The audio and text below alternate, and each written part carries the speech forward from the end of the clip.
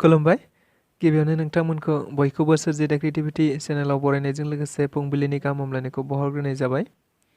दिनैनि माखासे निउस आपडेटफोरखौ नोंथांमोननि सिगाङाव फोरमायथिना होनो आवगायनाय जालायबाय। नोंथांमोनहा भिडिअखौ नायनानै मोजां मोनोब्ला लाइक खालामगोन होनना आसा खालामबाय। लोगोसे इउटिउब चेनेलखौ दाबो साबस्क्राइब खालामाखैबा साबस्क्राइब खालामनानै लानो थाखाय गुरै खावलायनाय जाबाय। थ' बिदिब्ला जोङो भिडिअखौ जागायनोसै। लावदां बसुमतारीनि गोदोनाखौ हास्रोदनानै बुथारनाय दायनिगिरिखौ पुलिसआ हमनो हाबाय। अदेबानि पुलिसनि आखायाव गावनो गावखौ गथायनानै लाबाय होनना मिथिनो मोननाय जादों। दायनिगिरिया गुबैयै उदय राभा मुंनि होनना सिनायथिनाय जादों। मख'नो गोनांदि थांनाय साननैसो सिगां सासे बर' आइजोखौ खास्रि बिस्रियै गोदोनायाव हास्रोदनानैनो बुथारदोंमोन। जाय जाथायखौ नोजोर बोनानै ओनसोल नाङैनो गोबांथार दुंहाव थासारिया सोमजिबाय थादोंमोन। नंगौ, आरो बे जाथायखौ लानानैनो पुलिसफोरा गोबांथार नागिरथिंबाय थादोंमोन होनना मिथिनो मोननाय जादों। दायो खास्रि बिस्रि बुथारजानाय आइजोहा सानै फिसाज्ला आरो फिसाजोफोर दंमोन होननाबो मिथिनो मोननाय जादों। लोगोसे खौरां बिजोङाव मिथिबावनाय बायदिब्ला दायनिगिरि उदय राभाया गुबैयै आइजोजों गावहा मानिबा जाहोनाव नांज्लाय खमज्लायखौ नोजोर बोनानैनो मोनानि 8 रिंगायाव थांनानै थारैनो आइजोखौ गोदोनायाव हास्रोदनानै बुथारदों होनना मिथिनो मोननाय जादों। लोगोसे सुलुंनिफ्राय मिथिबावनाय बायदिब्ला आइजोखौ जिनाहारि खालामखांनायनि उनाव गोदोनायाव हास्रोदनानै बुथारदों होनना मिथिनो मोननाय जादों। दायो पुलिसआ उदय राभाखौ गोबांथार आयेननि गेजेरजों हमबाय आरो दायनिगिरिनि सायाव सोंनाय फिननाय हाबाफारिखौ गोख्रोंनिफ्राय गोख्रों खालामगासिनो दं होननानैबो खौरां बिजोङाव मिथिहोबावदों। BPFनि समाव जौनि मेला, जुवानि मेला आरो बायदिसिना मेलाफोर जायोमोन। जाय मेलानि गेजेरजों गोबांथार नखरफोरा जोबस्रांलांदोंमोन। जाय मेलानि गेजेरजों फरायसुला फरायसुलिफ्रा फरायनायनिफ्राय जानगाराव थानो गोनां जादोंमोन। दायो जोङो हानि मेला खालामदों आरो बे हानि मेला खालामनायनि गेजेरजों गोबांथार नखरफोरानो मुलाम्फा जादों। नंगौ, बेफोर गोख्रों बाथ्राफोरखौ बुंथिनानै होदों आथिखाल बिटिआरनि हाग्रा बिफाननि EM रनजित बसुमतारी बिथाङा। मिथिनो मोननाय बायदिब्ला गोबाव समाव BPF राजखान्थि दोलोआ BTCआव सरकार खुंदोंमोन। जाय सरकार खुंनायखौ नोजोर बोनानै बिटिआरनि आथिखालनि हाग्रा बिफाननि मावफुं सोद्रोमा रनजित बसुमतारी बिथाङा सम बेबायदिनो खौरां बिजोंफोरनि गेजेरजों BPFनि गाज्रि आखल आखुफोरखौ बुंथिनानै होबोबाय थानायखौ नुनो मोनदों। थिग बेबायदिनो मैयाबो बिथाङा मोनसे खौरां बिजोंफोरनि गेजेरजों सावरायलायनायाव बे बाथ्राखौ बुंथिनानै होदों। जेराव BPF राजखान्थि दोलोआ मोनबो रायजो राजाफोरनि जौगानाय लाबोआखै। अदेबानि BPFनि समाव जौनि मेला, जुवानि मेला आरो बायदिसिना गोबांथार मेलाफोर सोमजिबाय थायोमोन। जाय मेलानि गेजेरजों गोबांथार नखरफोरा जोबस्रांलांदों आरो फरायसुला फरायसुलिफोरा फरायनायनिफ्राय जानगाराव थानो गोनां जादों।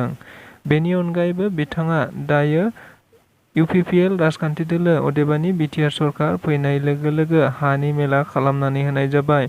जाय हानि मेलाजों गोबांथार रायजो राजाफोरा हानि मोनथायखौ मोननो हादों।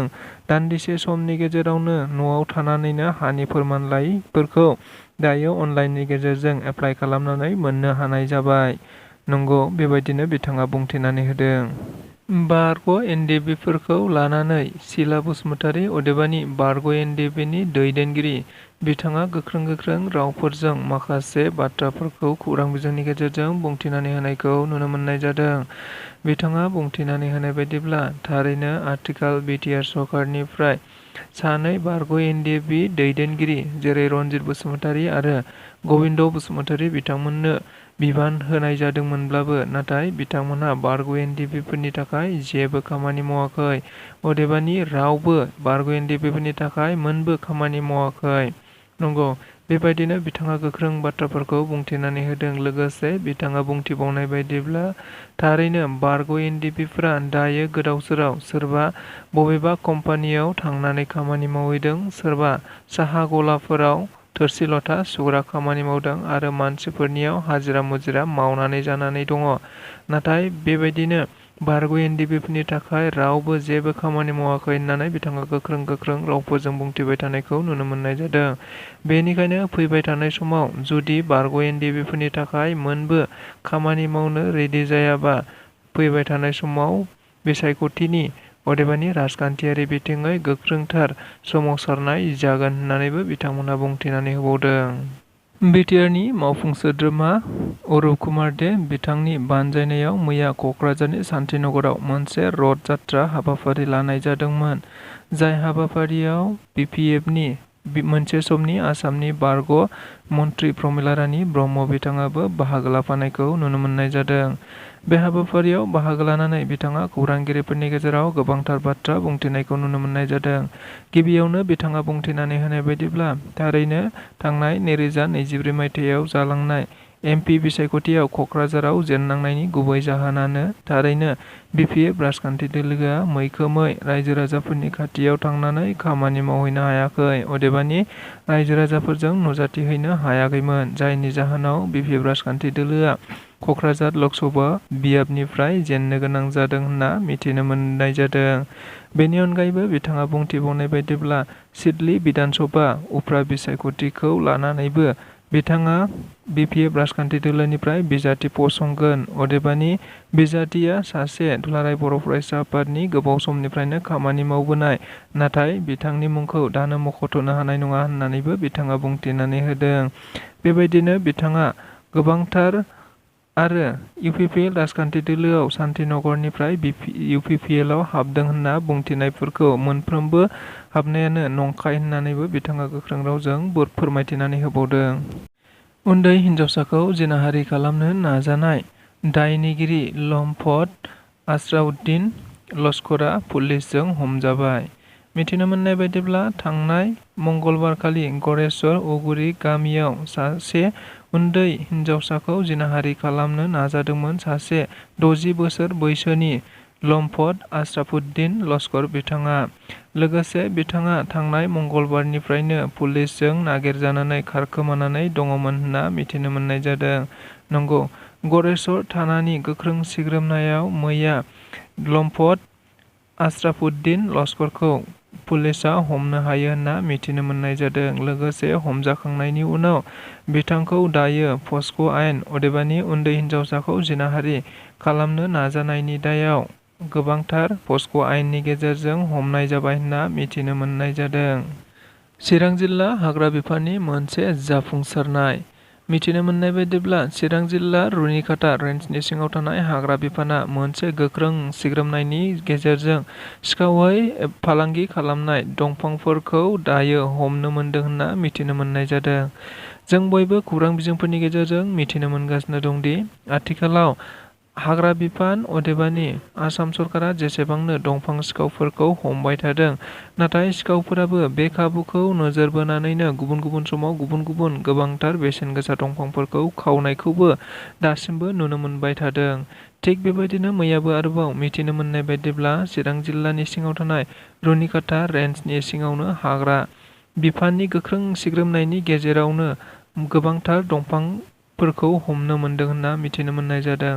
लोगोसे बे हमजानाय दंफांफोरनि बेसेना गुबैयै 4 लाखनिबो बांसिन जागोन होनना मिथिनो होदों।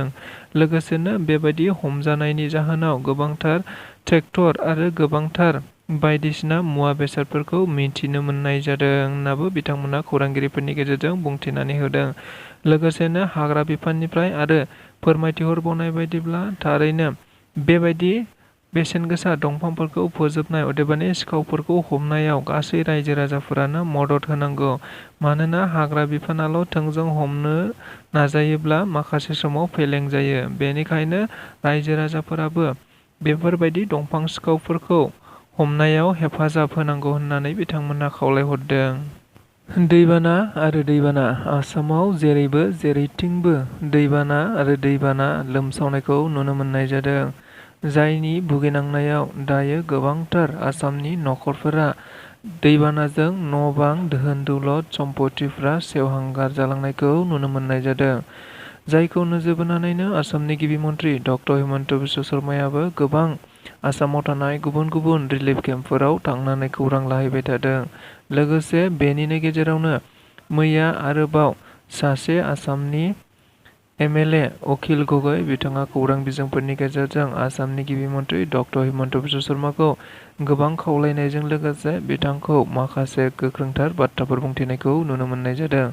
जेराव मिथिनो मोननाय बायदिब्ला आथिखालाव आसामनि दैबानानि थासारिखौ नोजोर बोनानै बिथाङा आसामनि गिबि मन्थ्रि डक्टर हिमन्त बिश्व शर्मा बिथांखौ बुंथिहरदों दि थारैनो आसामनि गिबि मन्थ्रि डक्टर हिमन्त बिश्व शर्माया दायो गुबुन गुबुन रिलिफ केम्पआव थांनानै नाटकसो खालामबाय थागासिनो दङ। बेनि सोलायै आसामनि गिबि मन्थ्रि डक्टर हिमन्त बिश्व शर्माया भारत सरकारजों सावरायज्लायनानै आसामाव जेसेबांनाखि धोन दौलत न' बां सेवहांगार जाजादों बिथांमोननि थाखाय साफ्रोमनोबो दायो न' बां लुनायनि थाखाय आरो धोन दौलतफोरखौ लाबोफिननांगौ एबा मोनफिननांगौनि थाखाय सावरायज्लायनानै होनांगौ एबा अनसुंथाइ होनांगौ होननानैबो बिथाङा बुंथिनानै होदों। लोगोसेनो साफ्रोमबो सुबुंफोरनो न' बांनि असिलायै दायो पाक्कानि न' लुनानै होनो थाखाय खमावबो 10 लाख रांफोरखौ होनांगौ होनना बिथाङा बुंथिनानै दाबि दैखांदों।